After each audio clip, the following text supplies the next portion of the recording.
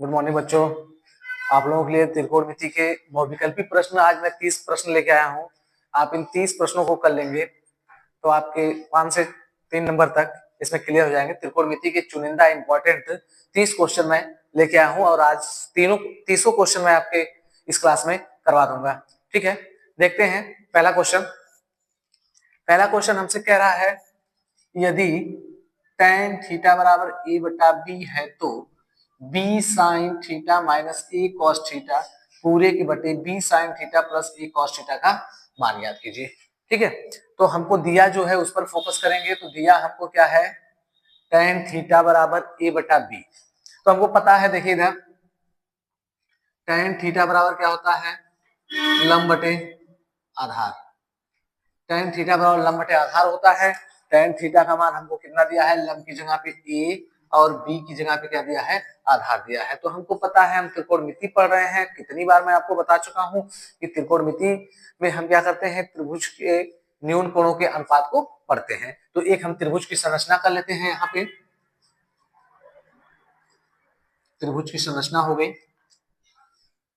Theta इसका ही हो गया। तो कोण के सामने वाली भुजा आपको बताया गया था लंब हो जाएगा और ये 90 अंश मान लेते हैं। तो इसके सामने वाली भुजा क्या हो जाएगी, कर्ण हो जाएगी। इसका नामकरण कर लेते हैं ABCD, है ना। तो tan थीटा बराबर लंब बटे आधार। तो लंब हमारा क्या हो जाएगा, 1 हो जाएगा। आधार हमारे पास क्या हो जाएगा, B हो जाएगा। लंब हमारे पास A हो जाएगा, आधार हमारे पास क्या हो जाएगा, B हो जाएगा। पाइथागोरस प्रमेय में पिछली क्लास में आपको बता चुका था। पाइथागोरस प्रमेय, कर्ण स्क्वायर बराबर लंब स्क्वायर प्लस आधार स्क्वायर के। हमको क्या ज्ञात करना भाई, कर्ण ज्ञात करना है। तो कर्ण बराबर लंब, लंब कितना हमारे पास, a का स्क्वायर प्लस आधार कितना हमारे पास है, b का square.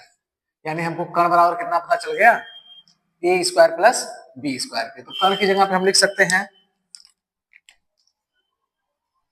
a square plus b square के। कर्ण की जगह पे हमको पता चल गया a square plus b square. तो हमसे पूछा क्या है भाई, हमसे पूछा है b sine theta minus a cos theta बटे b sine theta plus a cos theta के। तो हम अब इससे पहले वैल्यू निकाल लेते हैं। साइन थीटा बराबर हमको पता है लंब बटा कर्ण। तो साइन थीटा का मान हमको मिल जाएगा, लंब हमारे पास क्या है, a है, और कर्ण क्या है, under root a square plus b square के। इसी तरह हम cos थीटा की वैल्यू रख लेते हैं। cos थीटा बराबर आधार बटा कर्ण। तो आधार हमारे पास कितना है, b, और कर्ण हमारे पास है under root a square plus b square के। तो cos थीटा और sin थीटा की वैल्यू हमको चाह रही थी। तो अब हम इसकी जगह पे इसकी वैल्यू पुट कर सकते हैं। तो लिखेंगे b sin theta. sin theta का मान क्या हम लोग निकाले हैं, a बटा under root a square plus b square, क्योंकि sin थीटा बराबर लंब बटे कर्ण के।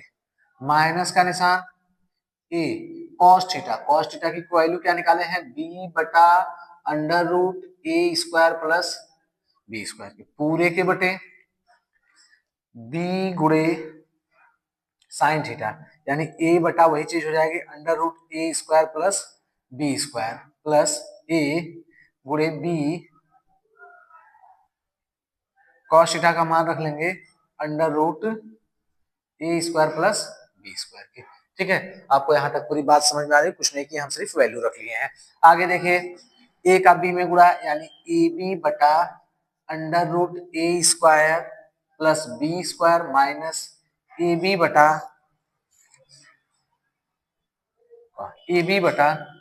Under root a square plus b square पूरे के बटे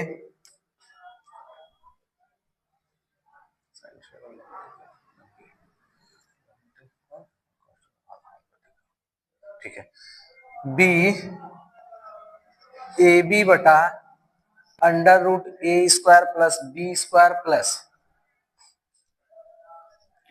ए बी बटा under root A square plus B square के। तो हम देख पा रहे हैं यहाँ पे कि सेम नंबर हमको मिल रहे हैं, A B under root A square plus B square, A B under same same है या घट जाएगा। तो हमारे पास कट गया, हमारे पास क्या बचा, 0 बच गया और पूरे हर नंबर बच गए, ये पूरे हर नंबर बच गए। तो किसी भी नंबर से यदि हम भाग देते हैं किसी भी नंबर से, यानी हमारे पास हो जाएगा 2ab बटा under root A square plus B square के। तो अगर ये ऊपर जाएगा तो इसके साथ गुणा करेगा तो 0 हो जाएगा, यानी हम यहाँ जान चुके हैं कि हमारा आंसर क्या आ गया है, 0 आ गया है। लेकिन आप समझ लीजिए 0 में किसी भी नंबर से भाग देंगे तो हमारे पास क्या आएगा, 0 आएगा। तो हमारा विकल्प क्या हो जाएगा, विकल्प नंबर 4 आपका क्या हो जाएगा, सही हो जाएगा। ठीक है, तो यहाँ हम लिख लेते हैं, अगर कट रहा है तो देख लीजिए, ये सेम सेम कट गए, हमारे पास आ जाएगा 0 बटा ए बी बटे under root A square plus B square plus A B बटे under root A square plus B square. तो ए ऊपर जाके भाग देंगे या पूरे में भाग देंगे तो क्या हो जाएगा, 0 हो जाएगा। तो हमारा आंसर आ गया 0। आप देख सकते हैं, इसको नोट कर लीजिए, फिर अगला क्वेश्चन बताते हैं आपको, ध्यान दीजिए।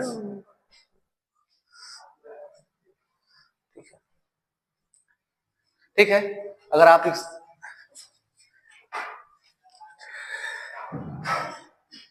ठीक है, अगला क्वेश्चन देखते हैं। आप स्क्रीनशॉट ले लिए होंगे तो देखिए।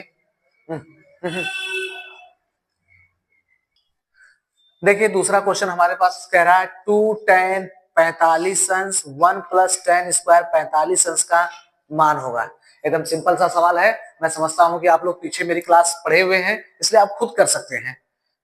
तो देखिए आप लोग करके बताइए कितना आता है कमेंट में फटाक से। देखिए, देखो इधर क्वेश्चन, 2 tan 45 अंश बटा 1 प्लस tan स्क्वायर 45 अंश।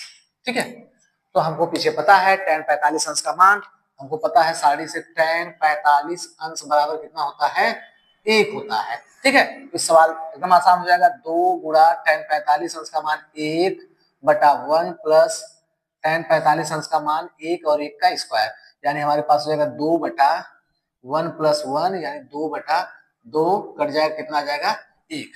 ठीक है, देखिए तो इसका विकल्प हमारे पास क्या हो जाएगा, 1 हो जाएगा। एकदम छोटा सा और आसान सा इंपॉर्टेंट क्वेश्चन था। ठीक है, आप इसका स्क्रीनशॉट ले लीजिए तब तक और समझ लीजिए।